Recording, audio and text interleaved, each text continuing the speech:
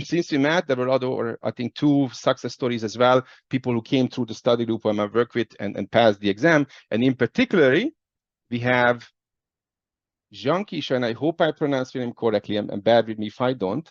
Janqueshia, are you there with us? Yeah, Yes. it's John V. Is it John V. first one or Janqueshia Stevens? I guess we have similar pronunciations. No, it's Janqueshia. Janqueshia. Thank you. All right. It's good to see you as well. And I'm very happy that you were able to join and share your experience with the group. So what I'm planning to do is that I'm planning to ask you a couple of questions, which I'm going to capture on the screen.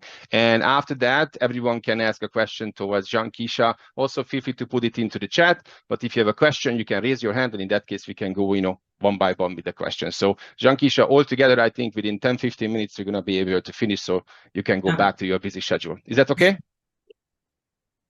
Yeah, sounds good. Pure awesomeness. So let's give a look into it.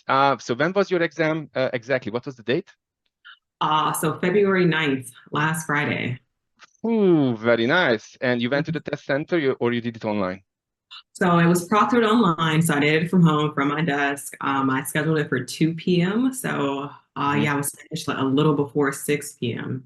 Okay. And what was your, I don't know, is there any lessons that you wanted to give already in terms of, people doing it online? Because in this session, I keep telling everyone, you need to go to the test center because that's the best environment to do. Then, in some cases, there's no other way you'd have to do it online. But yeah, I would like to also hear it from you.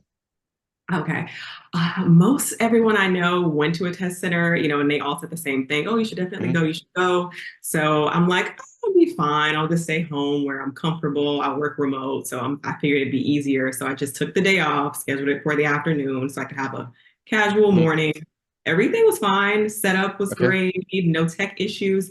But I will say this, it was a little nerve-wracking because, I was a little worried. What if I have tech issues? You have to stay in the frame of the camera. I was afraid to move to the side or outside of frame. And then at the end of the exam, once I was completed, I got this message that, read, oh, you'll get your results in 5 business days. Yeah. I had no idea that I wasn't going to see a pass or a fail. So I thought, oh, what does this mean? Did I fail? So I reaching out to people and found out that was normal. That's a new change that started at the end of last year. And I waited only one day. I got the results that Saturday. Okay. So results came in after 24 hours. Okay, that's good. Now, just an FYI to everyone. So end of October last year, PMI made a change in terms of your exam results, that technically they made a claim that once you finish the exam, they not necessarily give you a yes or no results or a pass or a fail. They reserving the right to giving you that information within 5 business days. Now, what is a very interesting information that people who actually went to the test center, they saying that you're going to get a printout of your preliminary report right away. And I never see or never hear any story like a person who got a fail preliminary report got 2 days later an email that you pass. But say so. If you go to a test center, you're going to get some type of information in the end. I think that's the current understanding. But online you get it within 24 hours. But as you said, it's super nerve-wracking. I'm not sure that how you end up even sleeping, by the way, or like. Because I need my results, seriously, I, work so hard for it. All right, good one. And when did you start the exam preparation? So I started like dedicated prep probably it was 2 months, maybe a week longer than 2 months. So for me, it might've been about 9 weeks I, spent studying, whether it was just, reading, listening to lectures or practice exams. Okay, so we can say around December, or let's say around 9 weeks, you said. Perfect. In terms of prep materials, what did you use? So first I signed up for Andrew Ramdale's course on Udemy. And then from there, I downloaded this Pocket Prep app. The questions were really easy though. And then I found a study online. It was third 3 Rock PMP study guide and cheat sheet. The one which is on the on the Reddit, which people find it on Reddit. Okay. Yeah. Okay. And besides that, anything else? I don't know, like another simulator as well? Or? No, that was everything I used. I did also review Ricardo Vargas's YouTube videos a few times, the 6th edition video, because he goes over the processes pretty thoroughly, and the way he explains it, I thought was really helpful. Oh, that's very good. That's very good. Now, also looking back, you might, I mean, any lessons learned you wanted to give the folks? Because I do know that. I forgot one more material. Eventually, the last month, I signed up for the PMI study hall. Oh, PMI study hall. Okay, very good, very good. And I would say that, you know, on my experience and what others are also saying, you know, Pocket Prep is a great, sufficient tool because you have your phone video all the time, and also there is a version for, I think, for an iPad as well. But very convenient. But unfortunately, they cannot give you long, lengthy questions, which most cases are very, very difficult because simply the UX UI, so the design will actually not allow you, because otherwise you have to kind of scroll down, up and down, and it will be hard to find those you know, answers and so on as well. But I think that's great. You had all the materials, especially that Reddit group was also mentioned on one of our study groups 2-3 weeks ago. And I think maybe I already somebody also asking for that on the chat. So maybe once you're finishing this little interview, if you can stay for another 2-3 minutes to add the link for that, I think that would be also very useful if you still have it in your favorites. Okay? Okay, yeah. Perfect. Perfect. Now, and what was your passing score in terms of, you know, before the exam, and also how you approach those questions?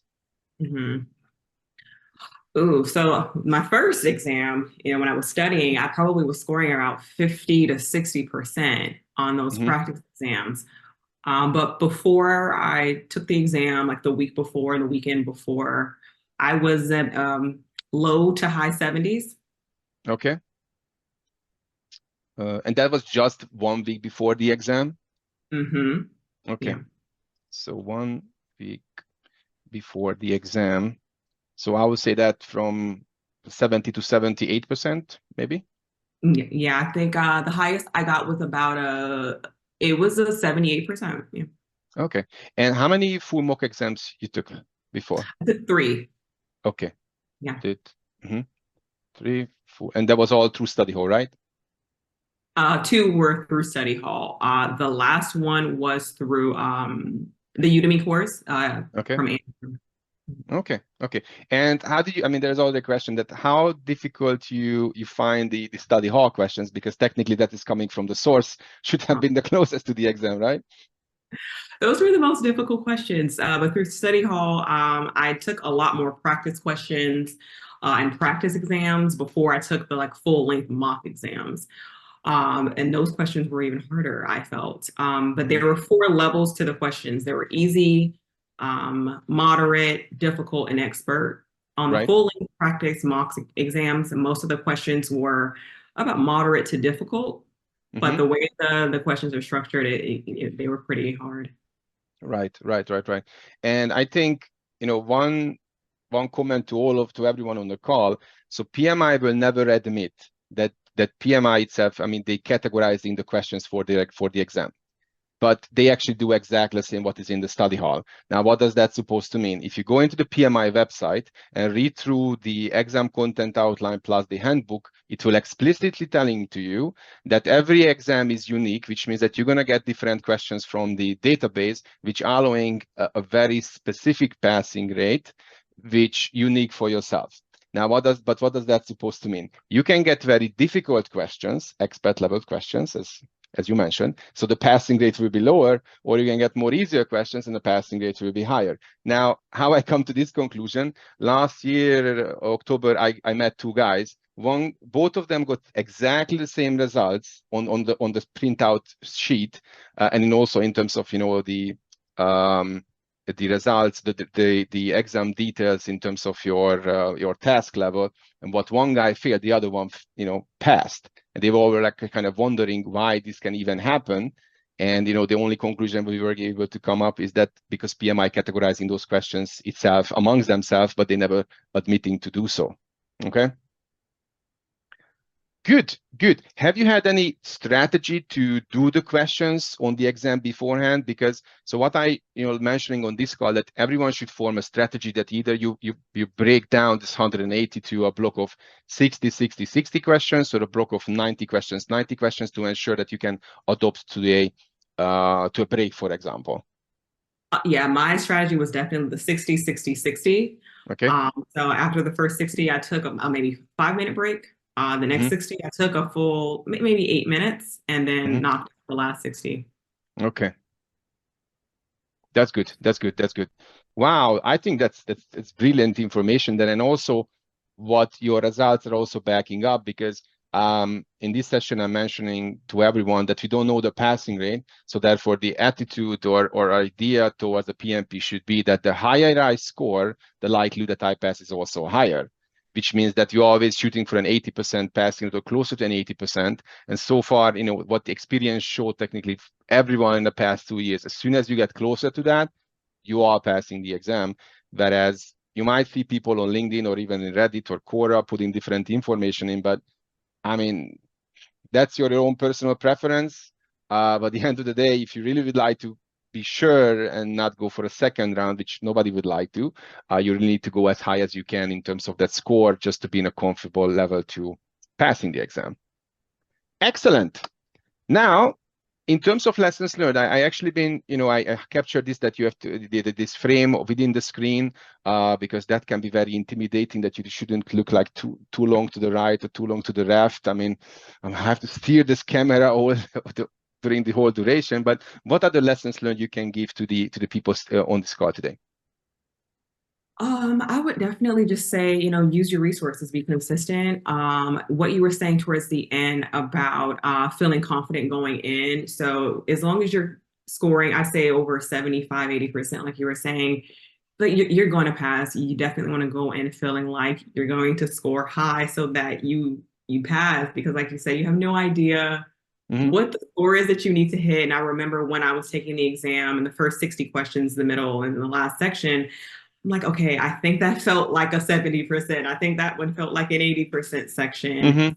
But it got towards the end where I wasn't sure. Was it just enough, or did I knock it out of the park? I ended up overall scoring above target. I did score below target for the business environment section. I was at target for process and above target for people. Right. I think, but that means that is really balanced out in the end. So it's not like that if I, failing one area, that the entire exam is failed. So that's why I would say that, it's like an end-to-end understanding through all the questions that you actually been performing very well, right? Exactly. Good. This is awesome. And you would like to give, any lessons learned, let's say if you look back to start it, because you mentioned that you were really committed like 9 weeks ago, but what does that mean? So you started slightly earlier and stuff? No, I think I started at a decent time. I was already studying before I scheduled the exam. So once I started, I signed up for the course with on Udemy, and I started looking over things. I felt like in order for me to actually be dedicated and, study consistently for 8 weeks or 9 weeks, I needed to schedule the exam. So I scheduled it, 8 weeks out. And then from there, it was a little easier to kind of dedicate myself to making sure I took it seriously, because I did not want to do that a second time. Okay. So technically, also we can say set a deadline in advance. Okay. Deadline in advance. Yeah. Well, I would say that most people will either set a deadline, or they say, at least until I not score like 65% on a full mock exam, I will not schedule it, but once you score like 65, I would say you are technically 2 weeks, 3 weeks away from the exam if you continue with the same pace and then go and sit on the exam. Brilliant. This is awesome. I'm so happy for you, because, you're joining a club of 1.5 million people. And even though that sounds a lot, but the current job market is that there are many companies who are making a claim they only hiring PMPs. And I think the reality is, if one's starting it, anyone else will follow, because more and more companies realize that they get lots of educated people in project management if you have a PMP. This is saving them time, they're saving them effort, because just to even apply, you need to have an experience. So that's, it's already done. You have to have, the training, plus you need to go to this exam. So technically you are very much of a, like a finished product in terms of project management that you are already almost, ready to tackle and contribute. So this is awesome. So congratulations again. Very well done. Now it's time for questions. So if you have any questions towards Janqueshia, please raise your hand, and one by one we can ask the questions. So also, meanwhile, I'm looking at the chat as well. So one question towards Ashwani of, which one is more difficult, let's say the TIA or the PMI questions. So the way you need to interpret this, so PMI, any questions coming from PMI, technically that is the closest to the fire. The TIA, or even, I do have a simulator as well. We do create our own questions. We're using all the available materials to composing those questions. But if you think about it this way, there are people who simply just passing with Andrew's questions or just a study hall or my questions. So I would say it's all about you practicing, you dedicating the time itself. Yeah. Yep. What other questions we have there? Okay, so there was a question around the study hall. So you went to the, I think that's the essential, or you took the study hall plus? Essentials. Essentials. Mm-hmm. What's the difference, by the way? So the essentials just giving you, I don't know, two, 3 full mock exams or more? Essentials is 2. So I believe the plus gives you more exams. Mm-hmm. Okay. Okay. Now, quick question. So towards the 35 hours, so you claimed the Andrew Randall course, or you had some other trainings before? No, I had some other training. So January of 2023, I actually took the CAPM exam. For that, I took the Google Project Management Certificate to qualify for that exam. And the CAPM certification that I currently have qualified me for those 35 hours for the PMP exam. So I did not have to take another course, but the Andrew course would have qualified for that, but I didn't need it. Well, that's a very interesting question. So after CAPM, why you took the Google course? Well, I took the Google course before the CAPM. Oh, you took before? Oh, I see. Well, okay. Okay. And what's your opinion about that? About the Google course? What was that? What's your opinion about the Google course? Is it useful? Are you recommending it to other people? Because I do have a strong opinion on that, but let's hear it from you. I found it was very high level. I don't feel like I learned a lot of PMI dedicated information. I don't feel like everything I learned, I know today was not from that course. Right.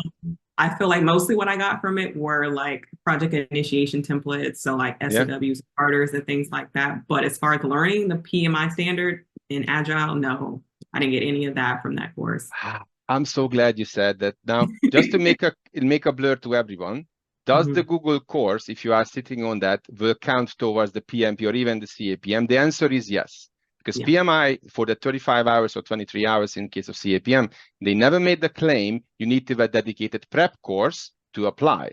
Technically, they accept any kind of project management training you took. So, for example, if you've done, 35 one-hour Udemy courses on project management, PMI will accept it.